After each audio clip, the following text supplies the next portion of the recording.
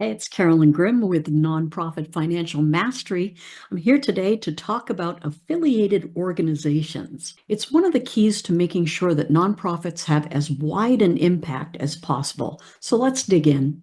So the first thing we need to talk about is what is an affiliated organization?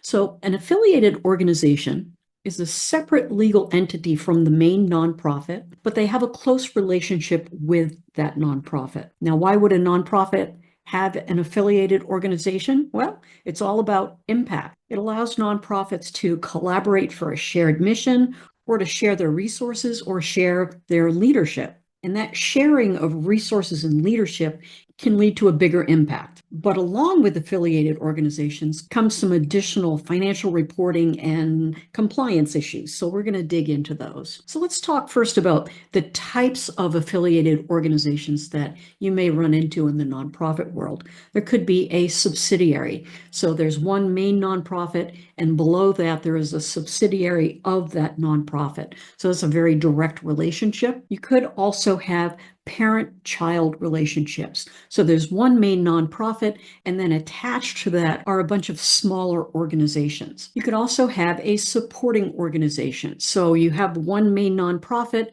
and then there is a separate group that's going to help to support the main nonprofit. And then you could also have joint ventures. So a joint venture is where you would be teaming up with another organization to do some project together. Now, depending on what the arrangement is between the nonprofits, there's going to be different financial reporting that's required. So you may need to do consolidated financial statements where the organizations combine their information. And then there are specific reporting requirements with the IRS and accounting rules that determine how things are going to be handled as far as your day-to-day operations and your reporting. And then on the Form 990, the nonprofit's tax return, there may be a requirement to combine or disclose those relationships. So let's talk about some examples. So one great example of an affiliated organization is Habitat for Humanity. So there is one main Habitat for Humanity organization, and then there are a lot of affiliate organizations that are under that umbrella of Habitat for Humanity. So each area of the country is going to have their own affiliates under the umbrella of that main organization. For those of you who are in Maine, where I am, we have Good Shepherd Food Bank. And this is an organization that serves as a hub for food pantries across the state. And then let's talk about libraries. A lot of times libraries will have an affiliated organization called Friends of the Library, where that Friends group is going to be doing fundraising events to support the library. So anytime you have one nonprofit, there are accounting challenges. And when you add more nonprofits to that picture, there are going to be additional accounting challenges. So sometimes the transactions between those organizations can be very complex. So maybe you're moving funds back and forth between those organizations. And as always, with nonprofits, transparency is a big deal. And now we've got more than one organization involved. So each organization or affiliate needs to be making sure that they are doing things in a transparent way, not only between the organizations, but also facing towards the public. So if we have organizations where we're having to consolidate our financial information into our financial statements, when we go to do that combination, we're going to be removing anything that is an intercompany transfer. So we moved money from one organization into the other organization. And we don't want the confusion that exists because we've got funds out here and funds in here, but they're really the same funds. So we're going to make sure that anything like that gets combined.